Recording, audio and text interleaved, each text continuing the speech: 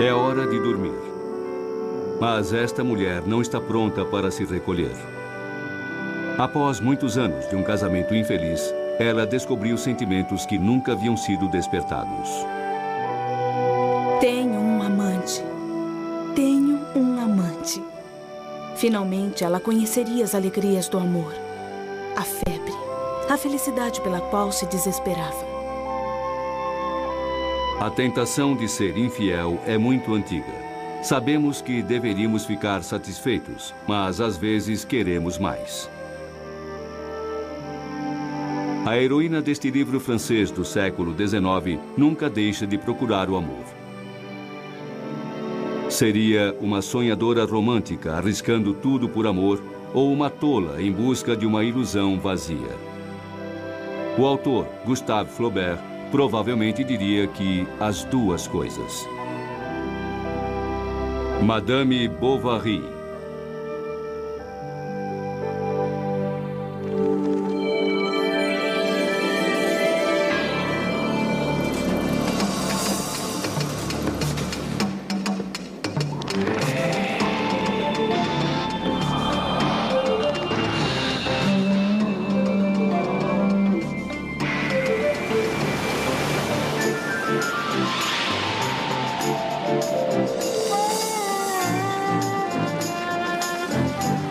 Grandes livros. Gustave Flaubert foi um escritor romântico do século XIX em guerra com suas próprias obsessões românticas. Ele criou Madame Bovary para explorar as contradições de seu coração. Nossos anseios românticos ainda nos desencaminham. O adultério é bem mais comum do que podemos admitir. Acredita-se que o número de pessoas casadas que foram infiéis esteja entre 50% e 70% do total. Cada voz desse mundo secreto e contraditório tem sua própria história para contar. Sempre amei muito o meu marido. Mas ele ficou muito ocupado com a carreira dele e não tinha mais tempo para mim. É uma coisa que me faz muito bem e me ajuda a continuar num casamento que tem pouco a me oferecer. Então não vou me sentir culpada por isso. Tenho 23 anos, meu marido tem 24. Somos bem-sucedidos, temos uma casa boa no subúrbio, 2 carros novos, todas essas coisas. Mas esquecemos por que estamos juntos. Presos à rotina entediante da vida cotidiana, os casais desejam paixão e intimidade. Também era assim no século XIX. Desejando encontrar amor, a jovem Emma Bovary encara o adultério e se arrisca totalmente para isso. O adultério é a ameaça a todos os valores e estruturas da sociedade burguesa. Um homem poderia acusar a esposa de adultério em qualquer contexto, com poucas provas, e mesmo assim impor a ela rígidos castigos. Uma mulher que cometesse adultério era condenada pela sociedade como uma mulher perdida. Seria isolada e não teria nenhum direito. Esposas infelizes como Madame Bovary tinham muito a perder. Flaubert também se arriscou muito ao criar este personagem. Quando o livro foi publicado em 1857, ele foi julgado por violar preceitos morais, religiosos e públicos. Foi inocentado, e a história de uma mulher faminta por amor tornou-se um livro popular na época. A história começa quando Emma, filha de um fazendeiro, casa com Charles Bovary, médico no interior. Ele estava feliz, não tinha preocupações. Na cama pela manhã, com a cabeça junto a dela no travesseiro, ele observava a luz do sol sobre seu rosto macio e dourado. Vistos de perto, seus olhos pareciam muito grandes, sobretudo quando ela abria e fechava as pálpebras várias vezes ao acordar. No início, ela se sente bem porque encontrou um marido, mas ela não sabe o que significa naquele momento, mas sabe que pode sair da casa do pai. Então, no início, ela fica feliz e ela cumpre o papel de boa dona de casa. Madame Bovary se dedica ao papel de boa esposa. Ela se arruma, ajeita as coisas na casa e se dedica à arte. Ela espera conseguir a felicidade conjugal. Pouco a pouco ela percebe que não era como ela achava que deveria ou como gostaria. Ela não sabe o que é o amor, mas leu muitos livros românticos e constrói, talvez inconscientemente, uma ideia um pouco estereotipada sobre o que é o amor e como um marido deve se comportar, ou um homem deve ser. Infelizmente, Charles, que vemos aqui numa produção da BBC para o livro, não é um homem muito criativo. O importante para comer intestino de porco é que seja limpo e muito fresco. As conversas de Charles eram muito monótonas. Um campo aberto para as ideias comuns. Ele não sabia nadar, nem lutar esgrima, nem atirar. Um dia não soube esclarecer um termo sobre equitação que ela havia lido em um livro. Mais cidra? Não, obrigada. Emma chegou até a ler poesia romântica para Charles. Mas sua reação foi bocejar.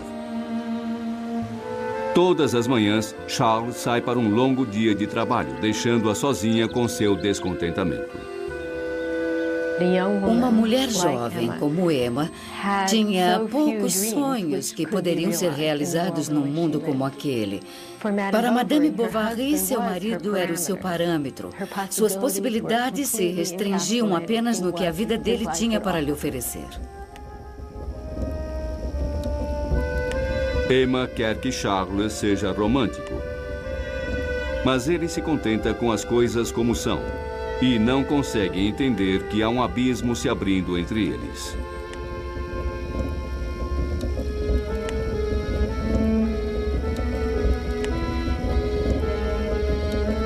Flaubert conferiu a Madame Bovary o descontentamento romântico para que ele pudesse sondar as profundezas de seu próprio conflito.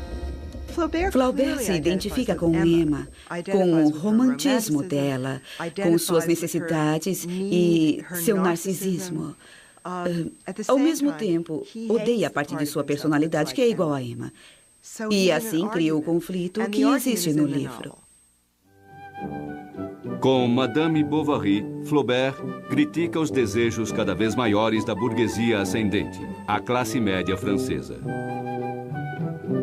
Após a Revolução Francesa de 1789, a burguesia passou a redefinir os valores e os costumes da vida social, econômica e política.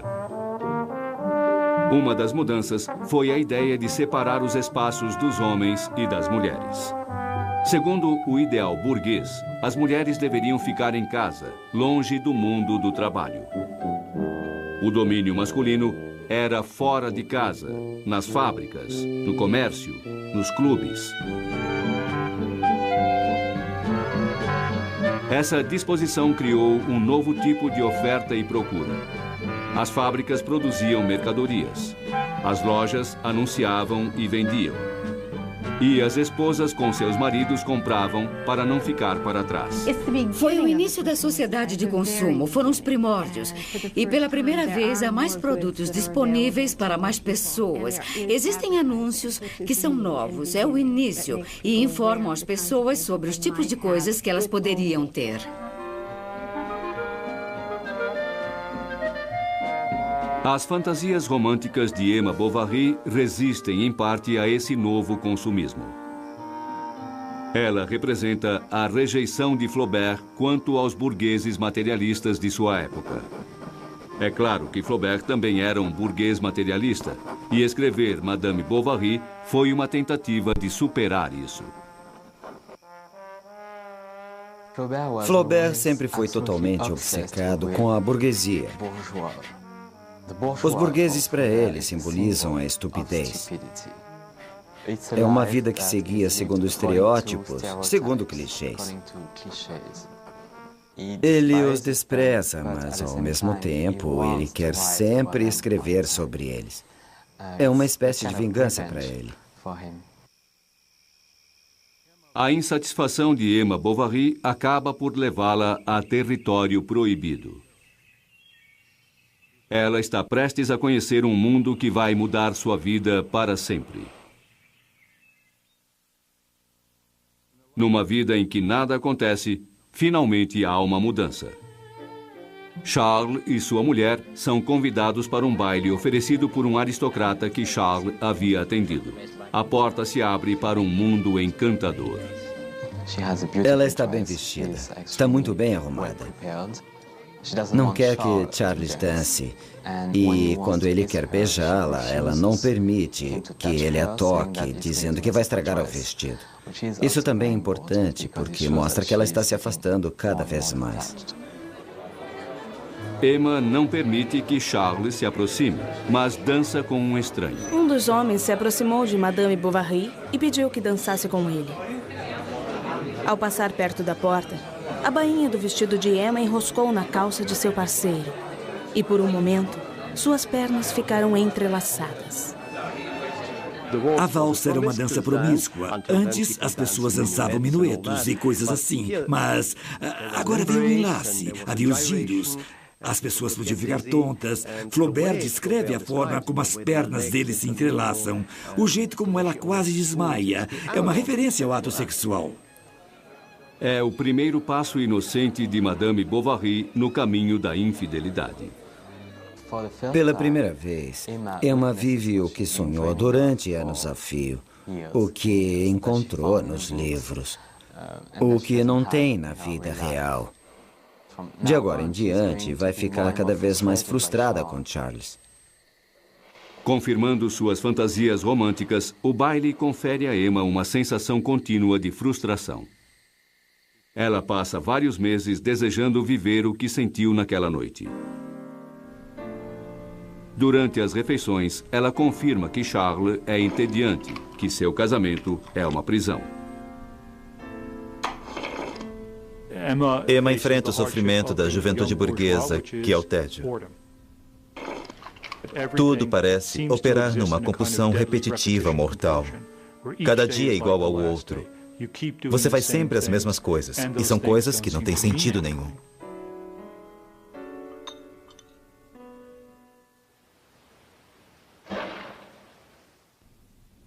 Emma sente profundamente sua tristeza, porque esperava muito mais. É uma fã incurável do romantismo do início do século XIX, que ela conheceu, ironicamente, no convento em que foi educada. O início de seu despertar sexual acontece de fato quando ela lê clandestinamente aqueles livros, lê aquelas histórias de amor, aqueles relacionamentos românticos. E, claro, ao seu redor há apenas o cheiro de incenso e o corpo nu de Cristo na cruz.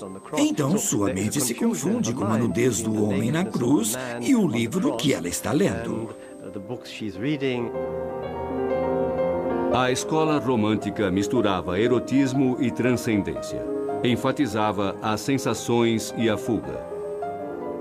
Acima de tudo, ser romântico era seguir seu coração e não as convenções sociais.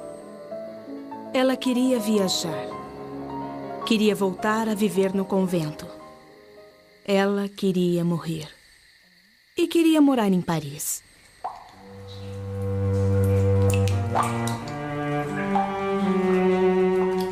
Emma sente a amargura dos desejos não realizados. De agora em diante, eles iam continuar um dia após o outro deste jeito.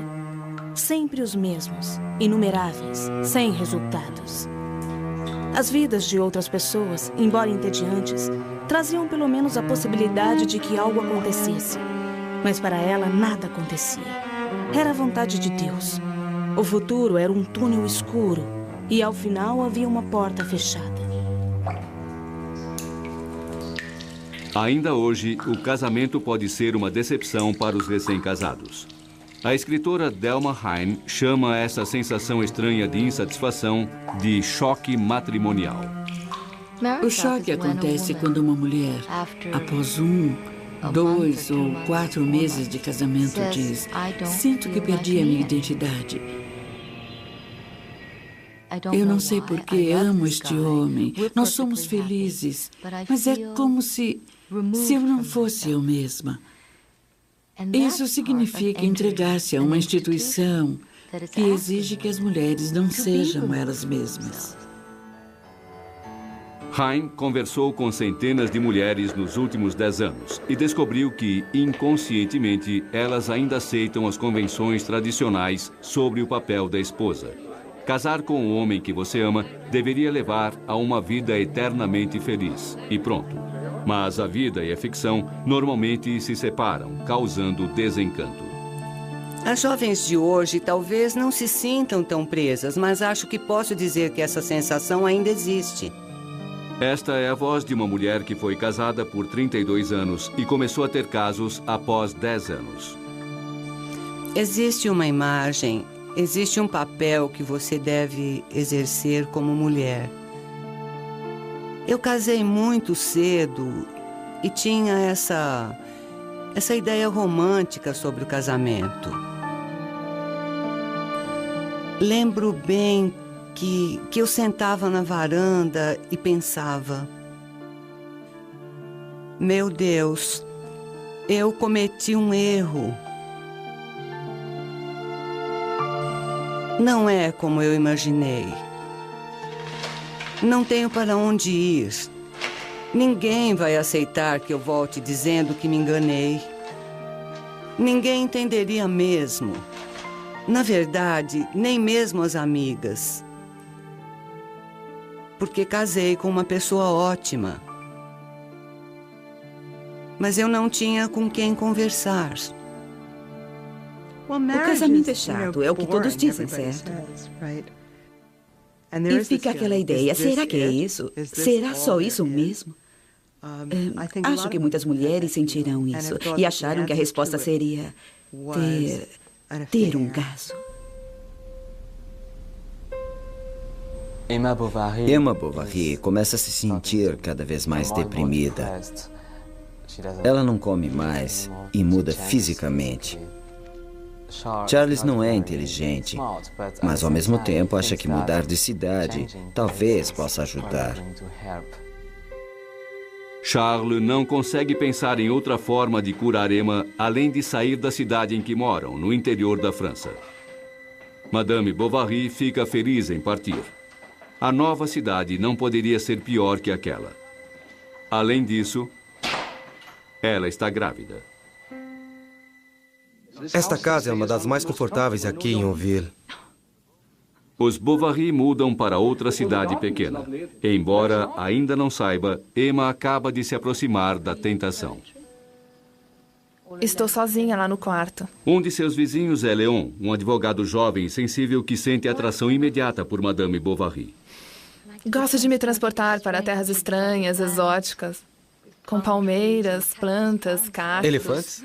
Léon também é muito infeliz com a burguesia interiorana que o cerca. Qualquer coisa que não seja comum, rotineira e chata. Eles falam sobre estereótipos românticos, mas entendem um ao outro e Charles nunca entendeu Emma. Para ela é uma mudança radical. É como o Palácio da Bela Adormecida. Emma se apaixona por Léon, mas está presa ao homem com quem se casou. Ela começa a se torturar com pensamentos proibidos sobre Léon.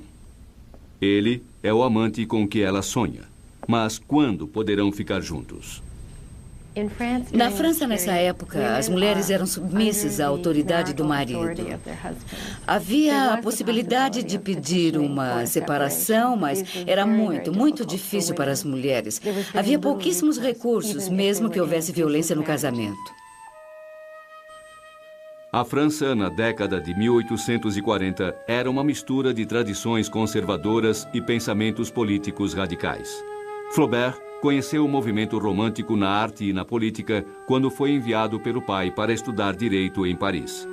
Mas, aos 23 anos, teve ataques epiléticos e precisou voltar para casa. E voltou com doenças venéreas contraídas em uma de suas inúmeras visitas ao bordel. 2 anos depois, seu pai morreu. E logo depois, sua irmã. Flaubert ficou em sua casa, com a mãe, que pregava a rigidez do luto, e uma sensação de crise. Quando Flaubert tinha 27 anos, sua crise se agravou com a Revolução de 1848.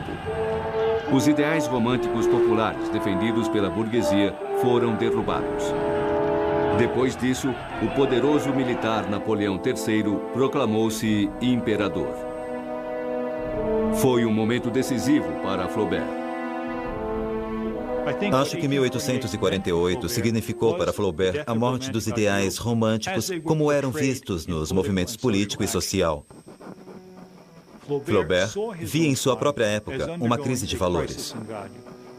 Uma espécie de crise de legitimidade, em que os valores básicos da sociedade eram questionados.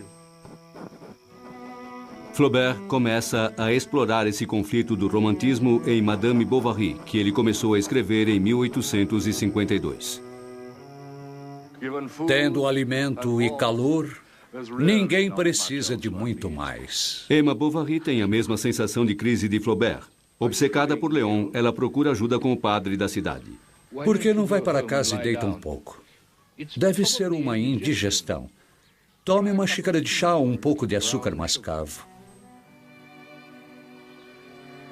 Açúcar mascavo? É a melhor coisa. Eu costumo usar. Além de tudo isso, Madame Bovary dá à luz uma menina. Ela está muito decepcionada. Apenas os homens são livres, ela acredita. Sem saber dos sentimentos de Emma, Léon vai para Paris. Adeus. Emma mantém a aparência externa de bondade, mas por dentro só consegue sonhar com o abraço de outro homem. O dia seguinte foi de luto para Emma. Agora ele havia partido. A única coisa boa em sua vida, a única esperança de felicidade. Por que ela não havia agarrado aquela chance quando lhe foi oferecida? Quando Emma sente que está no fundo do poço, um aristocrata da cidade chamado Rodolphe Boulanger chega ao consultório de Charles. Ele vai pôr um fim aos seus dias de frustração. Pobrezinho, ansiando por amor como um bezerro sobre a mesa da cozinha. 3 palavras bonitas e ela estará aos seus pés. Rodolphe percebe rapidamente que Madame Bovary tem fome de amor. Ele trama um plano de sedução.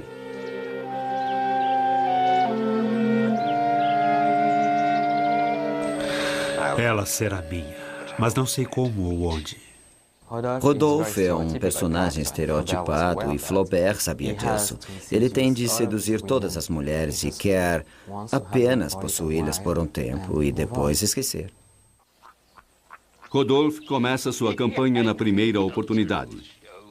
Quando começa a feira agrícola na cidade, ele leva a bela vizinha para ouvir os discursos.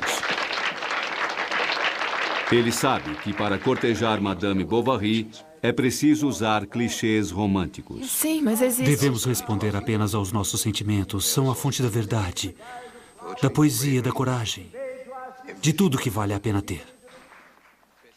Flaubert esperava muito por essa cena. É, de fato, um dos grandes momentos do livro. O que Flaubert fez, no entanto, foi entremear os discursos de vários oficiais do governo que distribui condecorações com esse outro tipo de retórica, a retórica do amor, e as duas são simultâneas.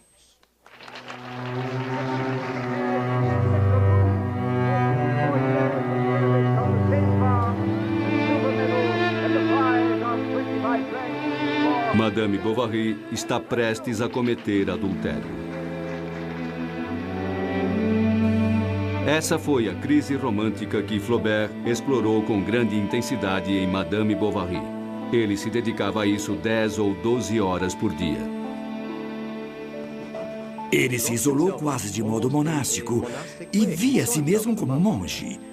Podia observar o rio e escrever. Não escrevia muito, um parágrafo ou 2 por dia. E depois reescrevia. Foi um processo lento, doloroso e agonizante, cujo resultado nunca o satisfazia. Flaubert decidiu que o único objetivo importante em sua vida era criar uma obra de arte perfeita. Ele se isolou na casa de campo da família para se dedicar a esse objetivo.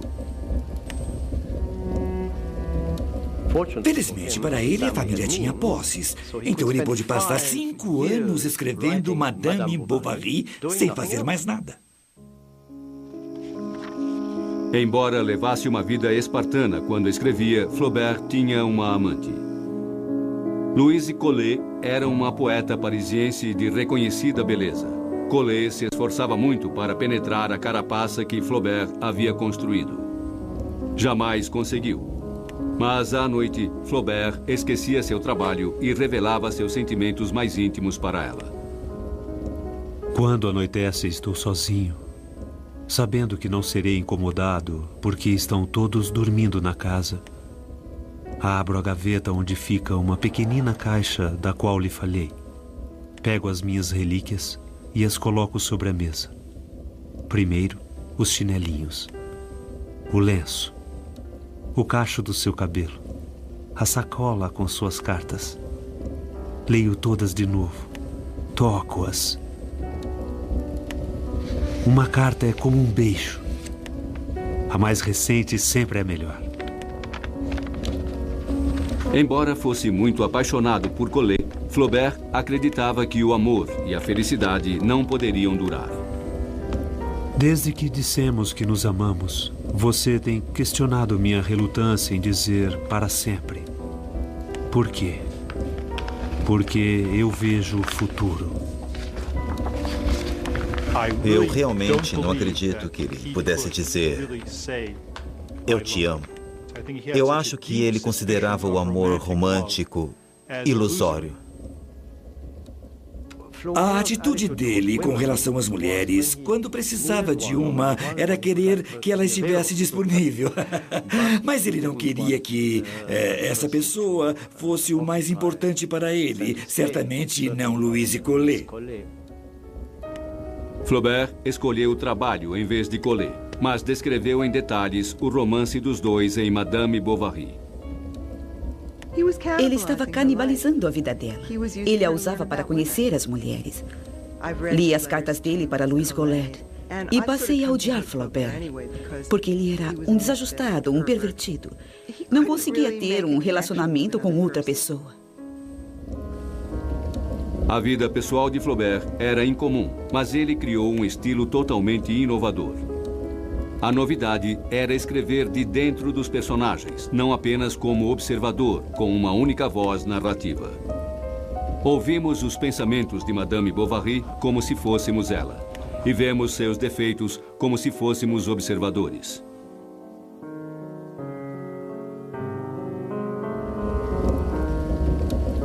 Flaubert usou essa técnica numa das cenas mais importantes do livro, na qual os desejos de Emma finalmente a dominam.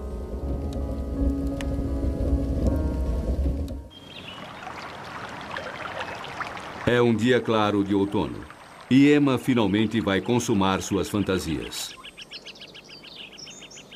Ela está cavalgando com Rodolphe, apenas os dois. Ironicamente, é Charles que sugere a ela cavalgar para melhorar sua saúde. Rodolphe, no entanto, está pensando em outras coisas. Não, você me assusta. Vamos voltar. Eu preciso de você, Emma. Seus olhos, sua voz, seus pensamentos. Rodolphe planejou bem sua investida passional. É loucura. É loucura ouvir você. Emma se entrega a tudo aquilo que sonhou.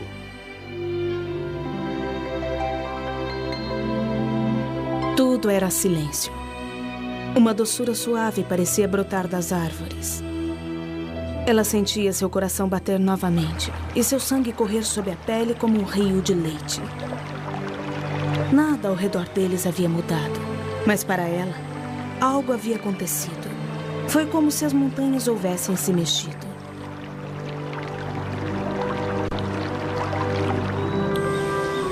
O texto é escrito de forma a interromper a ação e substituí-la por uma descrição da paisagem. Uma bela descrição da paisagem, que faz você sentir, meio inconscientemente, ao ler, que eles estão realmente fazendo amor. Eu tenho um amante. Longe de causar culpa, fazer amor com Rodolphe faz com que Emma ganhe vida.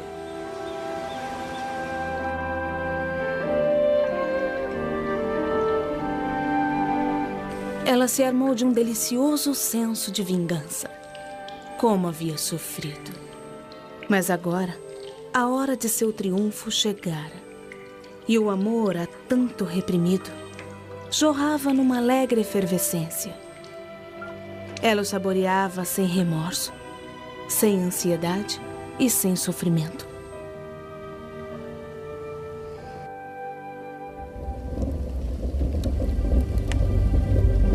Flaubert ansiava por esta cena. Ele escreveu a Louise Collet, sua amante, sobre a intensidade com que vivenciou cada momento da cena de amor. Hoje, por exemplo, como homem e como mulher, como amante e adúltera, estive cavalgando na floresta numa tarde de outono.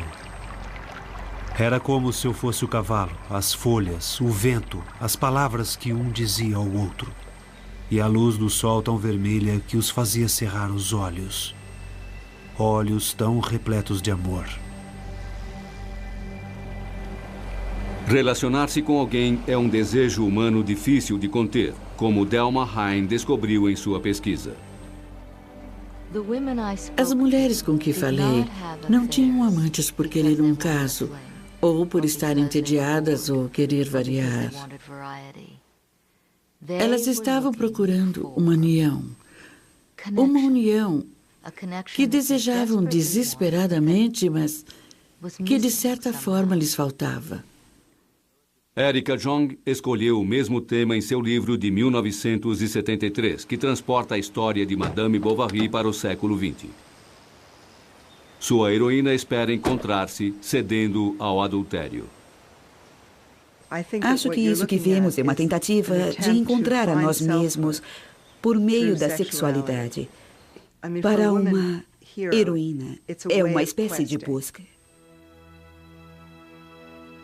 A busca começa com o desejo de ir além.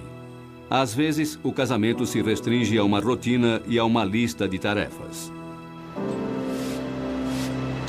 Todos os dias eu passo horas fazendo trabalho braçal na fazenda. É um trabalho com poucos benefícios, emocionais e financeiros. É difícil, é um trabalho muito difícil. Anne é casada há 13 anos. Seu casamento foi destruído pelo ritmo implacável da fazenda. Numa fazenda você trabalha 7 dias por semana, 365 dias por ano. Não há um dia em que você se afaste. É preciso ordenhar as vacas. Agora o que falta ao meu casamento é intimidade física e emocional. Meu marido parece satisfeito com as coisas desse jeito, mas eu não estou. Mas ele não quer fazer nada para mudar. Viver sem me sentir valorizada e amada e sem uma relação de intimidade é como me sentir excluída da vida, e isso é como estar morta. Na década de 1850, Flaubert escreveu: Minha pobre Bovary, sem dúvida, está sofrendo e chorando neste exato momento em 20 vilarejos da França. Há mais liberdade hoje do que havia no século XIX, mas as mulheres e os homens ainda lutam para encontrar a felicidade.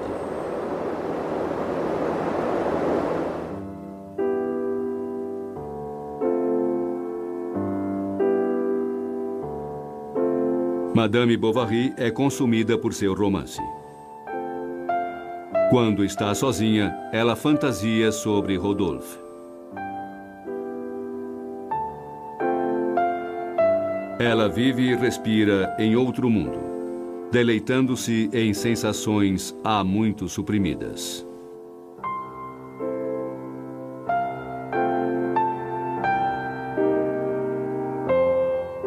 Mas a sedução não dura muito. Quanto mais Emma quer de Rodolphe, menos ele se dispõe a dar. Rodolphe não é o amante que Emma imaginava. Percebendo que a paixão de Rodolphe se esvai, Emma exibe um refinamento elegante. Ela espera que sua aparência glamurosa faça durar o amor de Rodolphe.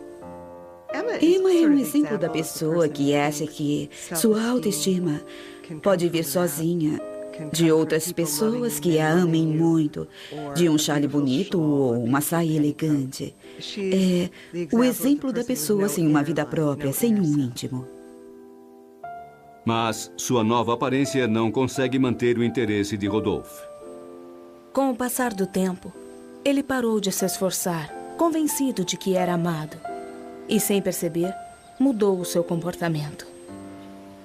Aquele grande amor, ao qual ela havia se entregue totalmente, parecia estar correndo para longe, como a água de um rio que se inundasse em seu próprio leito.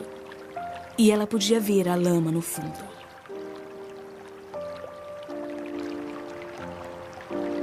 Emma fica desesperada. Agora é bem mais difícil do que no começo, porque ela perdeu a inocência. Agora já não restavam ilusões. Ela abandonou uma ilusão a cada vez que se aventurou em um novo caminho, em cada situação diferente, como virgem, como esposa, como amante. Durante toda a sua vida, ela as foi perdendo, como um viajante deixando parte de sua fortuna em cada hotel do caminho. Acontece uma tragédia.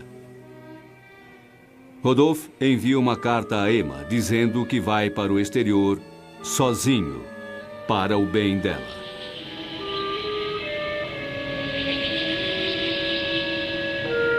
Emma sucumbe a uma febre que dura meses, alimentada por um sentimento profundo de pesar e perda. Charles teme que ela não sobreviva. A Madame Bovary do século XX de Erika Jong, Isadora, também chega ao fundo do poço quando seu amante a abandona.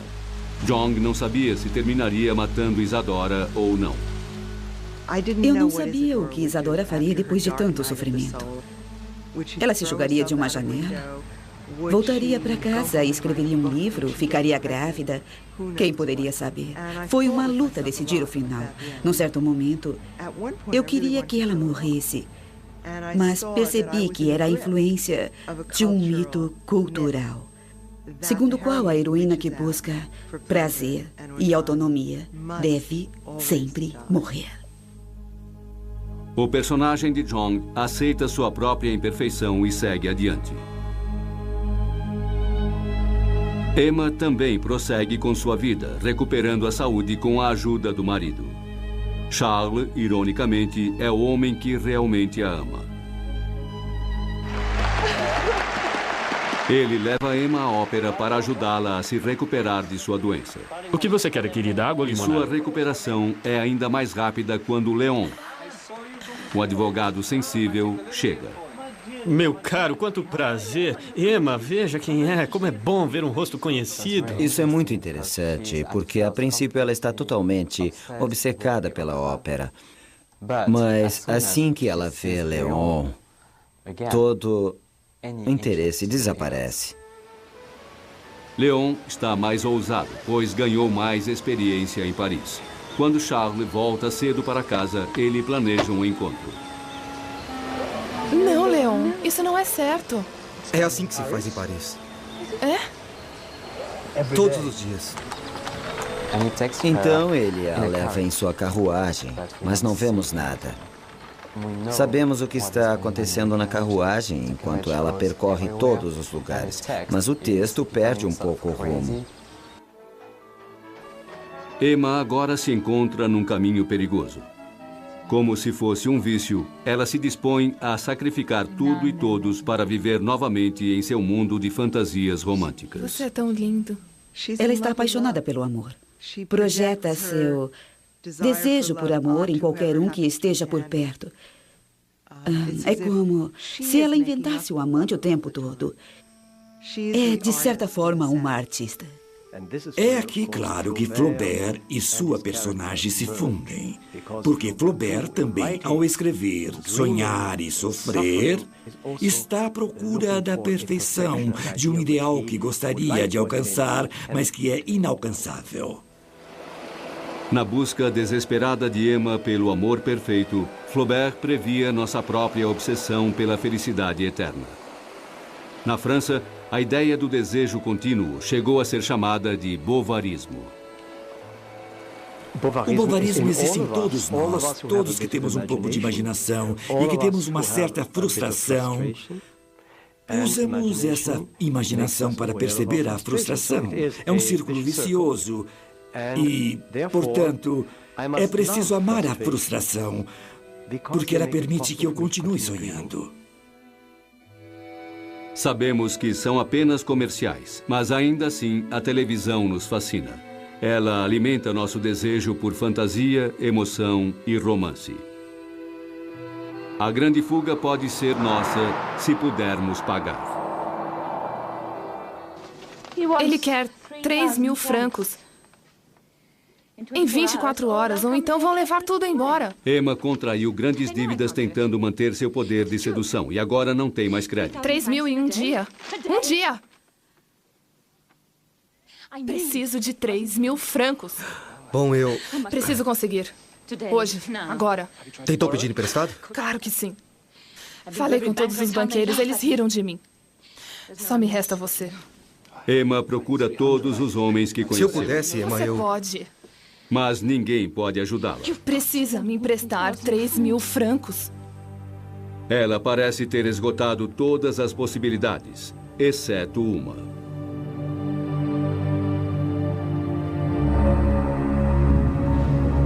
Faz então um último e fracassado gesto romântico.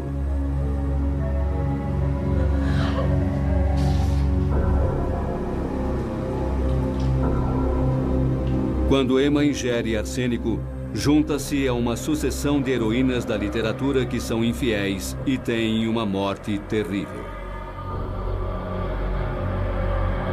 O mito é muito forte e duradouro.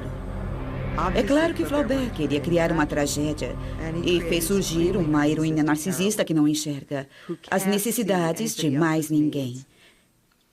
Mas com quem nos identificamos porque ela se parece muito conosco.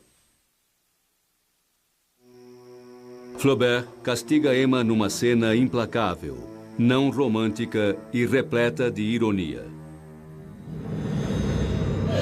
Quando Emma está deitada, vomitando e se contorcendo, a extrema unção reacende as sensações eróticas de sua época no convento. O padre se levantou e pegou o crucifixo. Ela ergueu a cabeça como se tivesse sede e, apertando os lábios contra o corpo ali presente, deixou nele, usando tudo o que restava de sua força, o beijo de amor mais apaixonado que já havia dado. Flaubert escreveu Madame Bovary para se curar de suas próprias tendências românticas. Muitos acham que ele produziu uma obra-prima. Uma obra-prima normalmente é seminal. Ela abre novas possibilidades e deixa o leitor perturbado. Não somos os mesmos depois da leitura. Acho que, como em todo grande livro, às vezes ficamos enfurecidos e nem sempre nós pensamos, está, é um bom livro. Na verdade, é o tipo de livro que nos faz dizer, como ele pode dizer isso? Ou, isso é nojento. Acho que existe um aspecto na boa literatura que sempre nos provoca. A última virada gótica de Flaubert é fazer Emma ter a visão de um homem cego e deformado que vai atraí-la para o inferno. Emma começou a rir. Era um riso horrível, frenético, desesperado. Viu o rosto medonho do fantasma, uma figura de terror, brilhando na escuridão da eternidade. Um espasmo deixou-a prostrada sobre o colchão. Todos se aproximaram. Ela já não mais existia.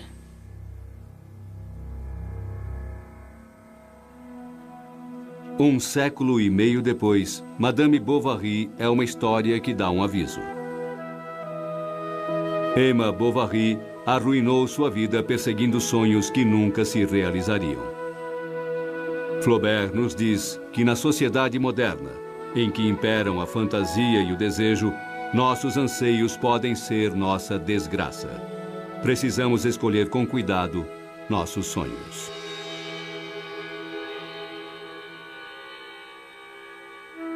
Versão brasileira, Clone.